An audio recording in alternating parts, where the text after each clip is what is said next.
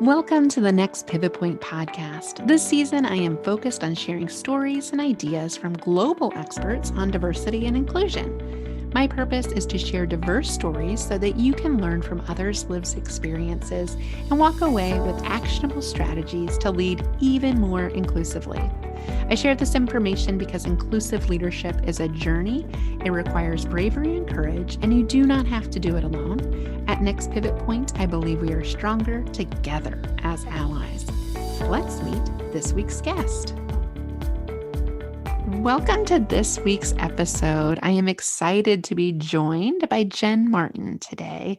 Transitioning from law to psychology, Jen works as a psychological coach and corporate trainer. From SMEs, multinationals, and individuals, she spent the last decade gratefully working with C-suite executives, government officials, diplomats, and actors in Europe, Russia, and Asia.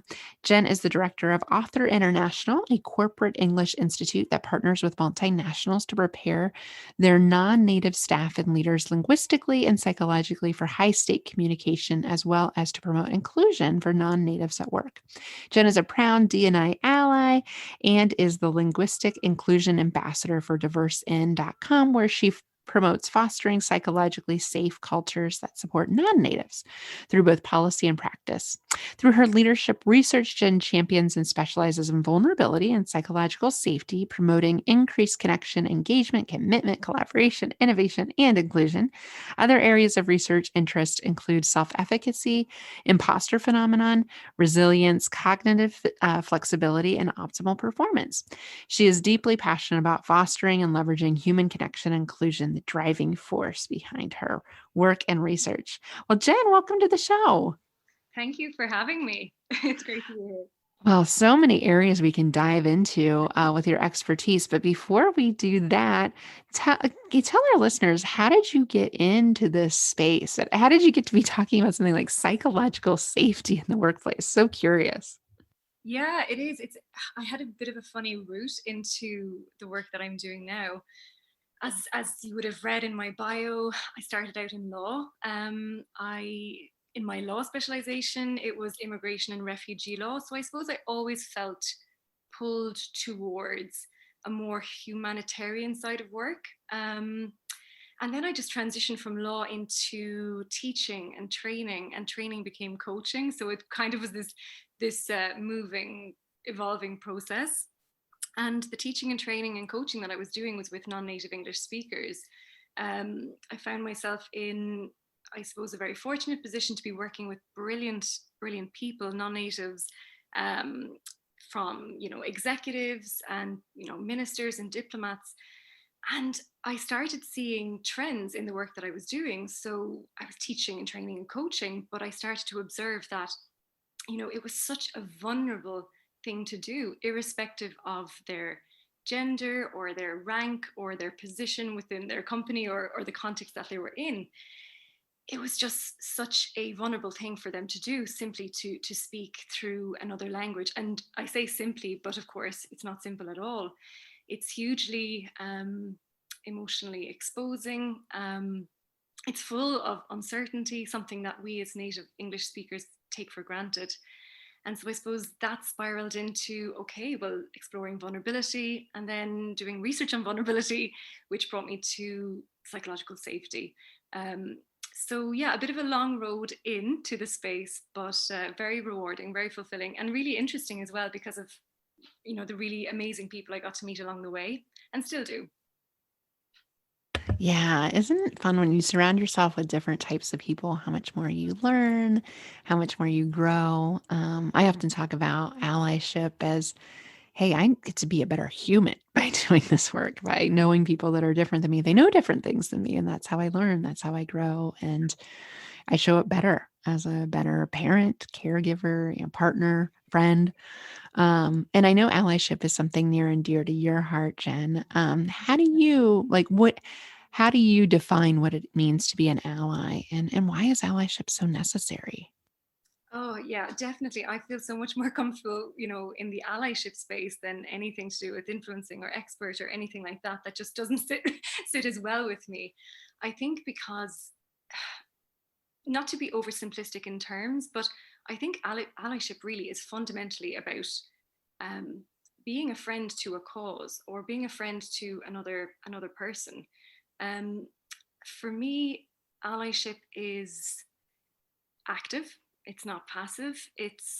I think it goes beyond saying, yeah, I support that cause. I think it's stepping into a place of action. And I started by saying that allyship was almost like friendship. And I think if we use that analogy, well, friendship is an active thing. It's the difference between, I'm a friend of someone or I'm an acquaintance. In order to maintain that friendship, you have to work at it. So I think allyship is a lot like that. Um, you would have, read in my bio as well that, I work in the language space, as I mentioned earlier as well. So all my friends will know that I'm a real lover of language and words and etymology. And if you look back into the root of the word ally, it comes from a Latin word, alligare. Now, I could be pronouncing that incorrectly, but I love that root because it speaks about binding together. So that's the root of the word. And I often I find myself feeling really grounded in looking back into the roots and the origins of words because I don't know, I think you go right back to source. So alligare, binding together, I think that's what allyship is all about. I think it's a coming together. I think it's fostering togetherness. I think in fostering togetherness, you're reducing othering, you're reducing marginalization or exclusion. So yeah, allyship is something that's really important to me. As I said, I liken it towards friendship, but I think it really does boil down to that. And I hope I'm not being oversimplistic in using that analogy. Yeah, I haven't heard that before. And as somebody that talks about allyship a lot, I agree. It's good to know the root of the word and this binding that you Love mentioned. that. I often think about it as side by side. You're in it with somebody. And to your point, you're active, not passive, but you're with them. You're sitting with them. You're talking with them. You're speaking up with them. It's a with kind of connection. So that's really interesting to hear that take, Jen. I'm curious, doing the work you do on psychological safety, how does that tie to allyship? Like what do allies do to help create and maintain psychological safety? And it's a hard conversation sometimes. Absolutely. Well, I think the vulnerability that we spoke about earlier goes hand in hand with that psychological safety, and we know that they foster each other in a sense. It's kind of a chicken and egg situation, but you know, as we said, it's super vulnerable to be a non-native English speaker. So obviously, that's the space that I work in, and being an ally to non-native English speakers. If I use that as an example, it is moving from a space of awareness that there are non-natives in the room to a place of actively including them, actively providing a psychologically safe space. So that might be checking in with yourself as a native speaker to say, well, what accommodations can I make to provide this non-native speaker with a sense of safety in the room? So that might be asking more questions. That might be using active listening. It might be checking in regularly with them. Are they following along? It might also be scanning the room and getting a sense of whether someone feels that safety or not, in order to provide them. Uh, I'm safe here. I'm safe here, and I'm little actions that can be done to foster a sense of psychological safety. And I think frequency is absolutely key. The sense that you don't foster psychological safety in one moment, but it's reoccurring micro moments. It's the constant scanning of the environment and fostering of that safety. So it's a constant endeavor. Yeah, it's Yeah, it's consistent. consistent. It's intentional. Mm. These aren't things that you just show up and do every once in a while. Like you said, it's a regular activity and it Yeah. requires activity and engagement. I'm Mm. curious, Jen, pivoting, talking more about this non-native speaker. I know as somebody, that works primarily in the US, although globally as well, that it's a real challenge, I think, in the workplace for those that speak Spanish as their first language, for example. Heard so many stories of Hispanic and Latinx men, women in the workplace that feel like they kind of have to hide that part of their identity. or it's somehow looked down upon if they use Spanish words or people learn that Spanish is their actual first language or the language they speak in their homes. And Mm. language is so much a part of who we are. So it always surprises me having to hide that part of your identity or feel like you're less than because you're a non-native speaker. I'm curious for workplaces that want to be more inclusive with non-native speakers and signal. No, that's like an additive thing. You know another language. This is awesome. Like what can workplaces do to foster more inclusion with non-native speakers? I think it's a great question. And I think, especially with the rise of remote working now, we see more and more diverse international teams where language could be a barrier or it could be something that is celebrated. So there's lots of things that we can do. I mean, we can promote and bring awareness to the number of languages that are in the workplace, that in the particular workplace. But it could be also a case of asking the native speakers to make accommodations for their language too. So I think it's a combination of both. I think it's celebrating the non-native languages that are in the room, and also asking and requiring the native speakers to make the accommodations to their language. So I think it has to be a combination of both. You mentioned there, the hiding, and that's what I have seen in my work. And it was always, I suppose, it was such a surprise to me at the start when I started out doing the work that I do, that somebody with, you know potentially a very,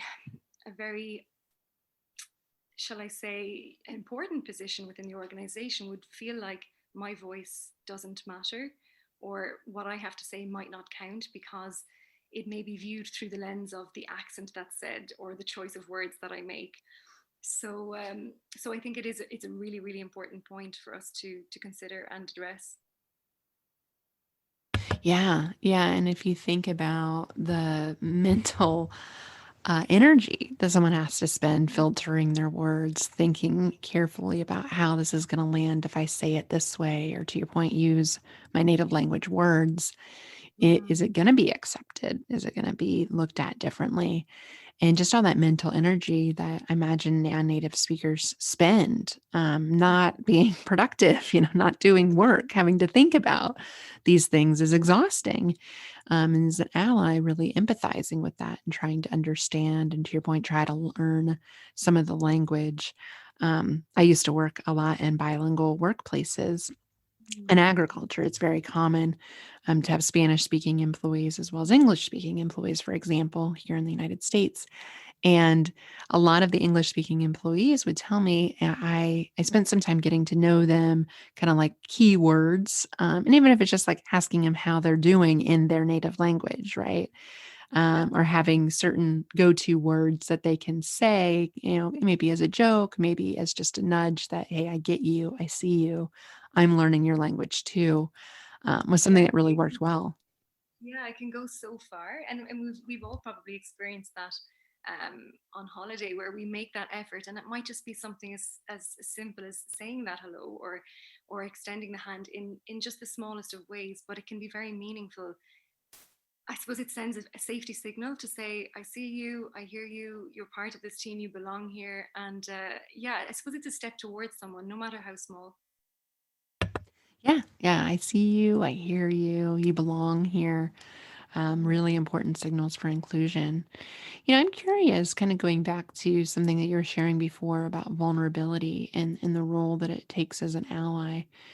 Because to stand with somebody, to sit with somebody, and bind, to your point about bind with somebody, be there for somebody, it requires quite a bit of vulnerability. You don't know what you don't know. You don't know what it's like to be the person and their lived experiences, for example.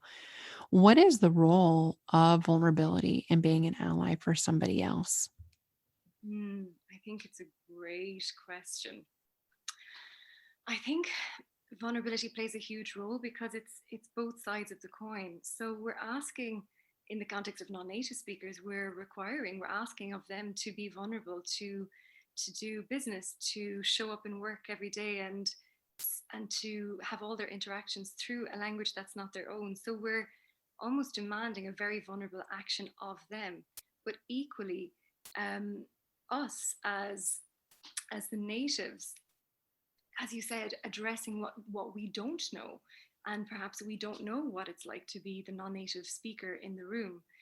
I think there is a considerable amount of misconception around vulnerability, where vulnerability is, always sharing something or disclosing something, and often it's being used now as a almost a synonym for, transparency or disclosure. And of course they could be tightly linked, but they're different things as well.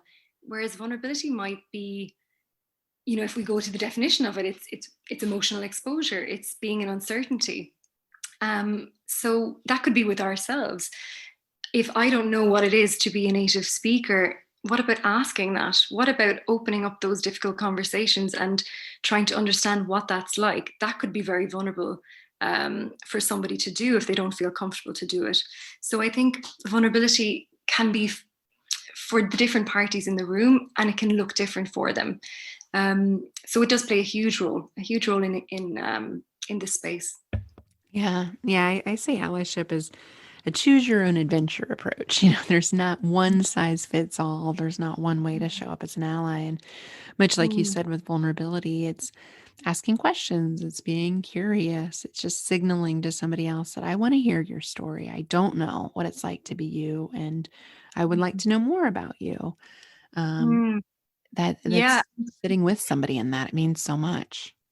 exactly. And often that could be sitting in that space and not trying to fix it. It could be sitting there and providing active listening, providing that space where they get to share their story or say how they feel.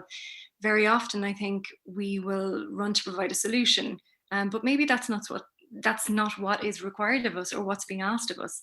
Maybe we're simply being asked to listen, and that can be very, very vulnerable, I think, because um, many people are problem solvers and they want to jump in and rush in and find a solution for the other person with the best of intentions, or perhaps with the intention of easing their own discomfort in that moment. So vulnerability might simply be sitting there with that moment and, not trying to problem solve. Yeah, not trying to solve the problem for them. And, you Mm. think about when you were a kid, when your parents tried to solve your problem for you versus when you figured out your own solution to the problem, you're far more Yes, likely to be committed to your own ideas versus someone else's ideas. Still exactly. holds true Yeah, for adults. And yeah, exactly. allyship does not require a rescue cape. This doesn't save the day. There's not a Yeah. problems with that. I think here in the States, we wrestle with white saviorism for Mm, folks in the Black and Brown communities. They don't want to be rescued. They don't want to be saved from themselves. That mm, almost reinforces sometimes the majority group and the dominance and power that they hold. So sitting yeah. with somebody. I really like this concept, Jen. How else can you signal to others you want to be an ally? Like, how can you show them without saying, I'm an ally, I'm here to save the day? What are other ways to show up and signal, I want to be there for you? I'm probably talking about very simple things, but something that we do a lot of work with our clients is around questioning. So the type of questions that we're asking, in the same breath, we're talking about listening, which is hugely important, but are we really asking the right types of questions? Are we asking concrete questions that are going to get concrete closed answers, or are we asking curious questions? Um, and I suppose going a step beyond open and closed questions, when we talk about curious questioning with our clients, it might be constructing the question in such a way that is simply, I'm really curious to know more about that, or I'd love to know your experience of, and signaling through curiosity that you care. Um, so I think that's one way. So looking at the type of questioning that you are engaging in the workplace, but also with that question comes back to the listening space. So if you're going to ask the question, it's then followed up very closely with the willingness to listen, and actively listen. Not listen for the answer that you'd like, or not listen for the answer that you'd expect, but listen for the answer that's been given to you. Um, and therein lies the vulnerability again. Um, so yeah, I think practically speaking, those are just two practical skills. So the type of questions that we are asking and the type of listening that we are giving. Yeah, yeah, and not having the answer, asking questions that are truly curious means you don't know the answer and you might be Exactly. surprised by the answer. And that's when you learn something new. Exactly. Yeah, I'm Exactly. curious. Like, I think we all know we should ask more open-ended questions, right? And what's funny to me is even when I instruct people and give people examples, like use the words what, use the words how, those tend to Mm, be open questions. It's hard to answer a one exactly. word or yes or no to a what or how question. But Exactly. even Yes. when I instruct people, they'll think they're asking open questions and they're usually asking close-ended questions. So, like, should you do this or do you think this? It's like those are Exactly. closed question formats. So, playing around with those Mm, what or how, I think question words and inserting them more into your vocabulary can just dramatically change conversations. I mean, I've noticed conversations that I ask like, "What do you think?" or "How did that go?" or "How'd you get mm, there?"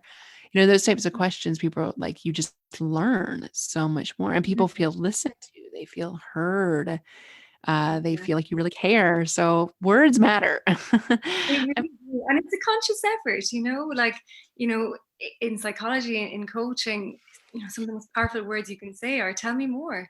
Tell me more.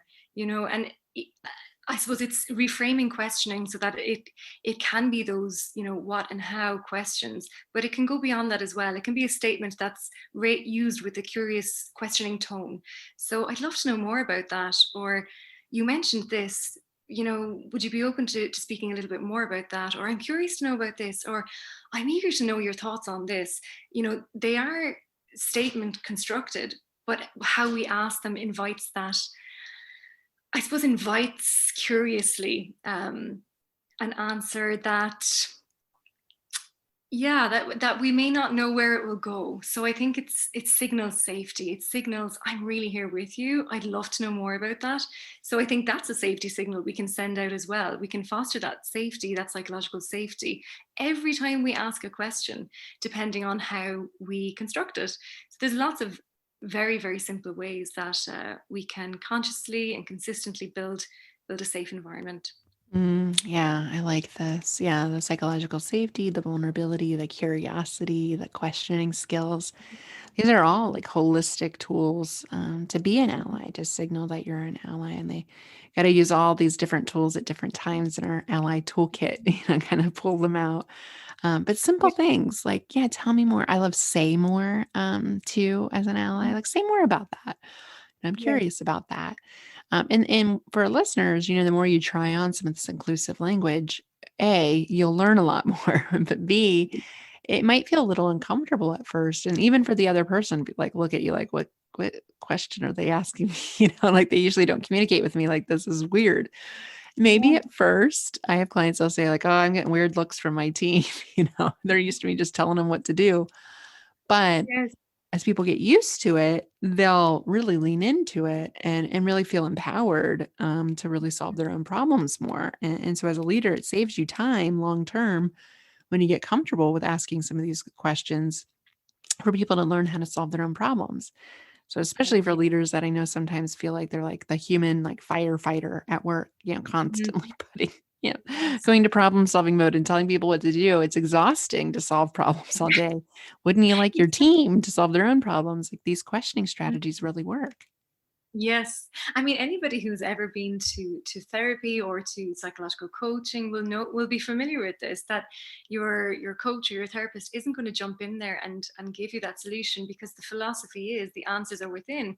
You have the answers. So it's, you are a well of resources internally, and it's, as a leader or as a colleague or as an ally facilitating someone to pull out the answer that they already have within their own toolkit. And we can do that through how we ask our questions. So I totally agree, though it can be very uncomfortable at the beginning. I remember in my own coaching training having to stay silent as an exercise for 5 full minutes. Which which was challenging to begin with, super vulnerable. You feel really emotionally exposed. It is trying on the new tools, see how they fit. They do feel a little bit alien at first, but exactly as you said, you soon realize that you get gold, and you get something far better than you ever could have could have achieved with a restricted question. Yeah. Oh, yeah. And on the other side of the awkward silence, I remind Mhm. myself when it's awkward because it is. We get awkward at like the second that things are quiet. Yeah, yeah. But on the other side of it is like something beautiful. Like I always tell myself, like, it'll come. This is gonna be great. Like, because Mhm. once people have the time to think, like really think, and Mm, usually, in my ally training, I call it like the 7-second rule. Like wait yeah, 7 seconds before asking another question or clarifying your question or jumping in with the answer, worst case scenario. Just wait the 7 seconds and just kind of count to yourself and know that on the other side, like of the 7 seconds awkwardness, I love is that. you're gonna really learn something new. And someone's gonna probably share something with you that's hard that they haven't shared. And wouldn't you like to know what that is? Yeah, they might be searching within their own well for that answer. They might be digging around, so we could cut them straight off in that search. And I think as well, if we come back to the non-native speaker, obviously that's the predominant area of my work. They might need that extra room. They might need those extra seconds. To Depending on the level of language, of course, they might need to search for the words that they need or the structure that they need, or they might be replaying the question that was asked. So there's a whole host of reasons why it's good to give that breathing space, and that the question has room. So yeah, roomy questions are always welcome, I think, when working with non-native speakers and being an ally to them. Oh, that's good. Roomy questions. It gives room, it gives space, psychological safety, all these things that I know are near and dear to your heart, Jen. Well, that's Yeah. beautiful. I think as we kind of think about tools to be an ally, to be an inclusive leader, especially in your area of expertise with non-native speakers, I think you've given us some great nuggets today.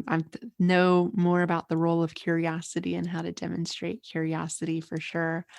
And just wrapping up for our listeners, if you think about especially how to model inclusive language and how to demonstrate curiosity and build in that silence and those roomy questions, like you said. What are Mm. some other things that people might need to consider when being an ally? What else is important besides what you've already mentioned? Okay, well, I suppose to stick with the theme of our chat today around non-native speakers, there's lots of other simple things that, as native speakers, maybe we haven't even considered. So it might be paraphrasing. We might be using lengthy monologues, for want of a better word. So it might be paraphrasing what we're saying. We might also pay attention to the idiomatic expressions that we're using, that may alienate people, by using expressions that maybe they haven't come across before. So again, it might just be bringing awareness to our own language, catching ourselves and saying, is that resonating? Another thing might be pausing. My clients laugh. I actually call it the Obama pause, not to get political or anything, but I think he is a great example as a speaker of using pausing. And I do work with non-native English speakers around the power of pausing and strategically pausing. So we do that with non-native English speakers, but equally as native speakers, we can implement that ourselves as well. So give people the breathing space. So if you're giving a lengthy speech or you're asking a lengthy question, maybe pause. Maybe Mhm. let that part land. So paraphrasing, pausing, paying attention to the idiomatic language that we're using.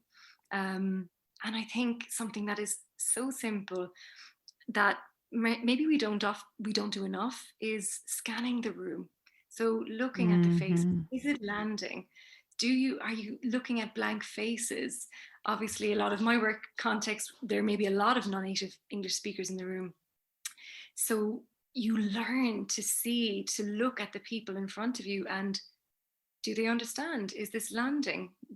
And in that moment, by checking in, is it resonating or not? Okay, what's not resonating? Maybe I need to go back in and paraphrase that. Maybe I need to reword that question. Maybe I need to ask a question. So we spoke about curious questions, but let's not neglect rhetorical questions. So again, if we're making a lengthy point, simply punctuate our performance or punctuate our communication with questions. Is everybody following so far? Are we all okay? Are we all on the same page? Yes, they may not feel super comfortable to say, I'm not okay, but we're giving them the opportunity to by asking a question. Somebody is far less likely to interrupt you mid-flow than they are to answer your question of, everybody okay so far? Are we Yeah, all that's right. here? So punctuating with questions, be them rhetorical or other, is a very simple tool as well. So they're really very simple techniques, but they show consideration for the people you're with. Yeah, I love that. Pausing, playbacks, that paraphrasing, and yeah, all of these tools when combined together is really not only it makes you a better ally, it makes you a better leader. You just get more Mhm. from your team when you do some of this. And you're right, Obama, now that I think about him, he was He's a so great good at those talker. deliberate pauses. Yeah. I mean, just his speaking. I mean, I think regardless of your political stance, I think people can agree that he was a phenomenal speaker. And that deliberate pausing builds emotion. It gets people to reflect and connect with the message. So yeah, you're spot on. And it can feel super vulnerable to do that, but to be on the Mhm. receiving end of it as well, because as you said, maybe we're not used to those lengthy pauses after questions, but Yep. equally pauses in other moments in speech as well. Yeah, yeah, it's like, are they still talking? Right, but then that's when you get to think and to connect. So Exactly. this is awesome. Well, Jen, thank you so much for sharing such great expertise with our listeners today. Tell us, how can they follow you? How can they connect with you? I suppose the easiest way for people to connect with me is on LinkedIn. So if you search LinkedIn/Jen Martin Coach, you'll find me there. That's probably the easiest place. You'll find me as well on other platforms with the same name, on Instagram, on Twitter, but I think LinkedIn is probably the easiest place to find me. Awesome. We'll be sure to link to that in the show notes as well. Thanks so much for joining us today, Jen. It has been such a pleasure. Thank you so much, Julie. I appreciate you listening to this episode. If you like this podcast, the best way you can be an ally is to write a review on iTunes, on Spotify, on Google, or wherever you listen to your podcasts. Every review helps other allies find us. I host this podcast because I believe we are stronger together as allies.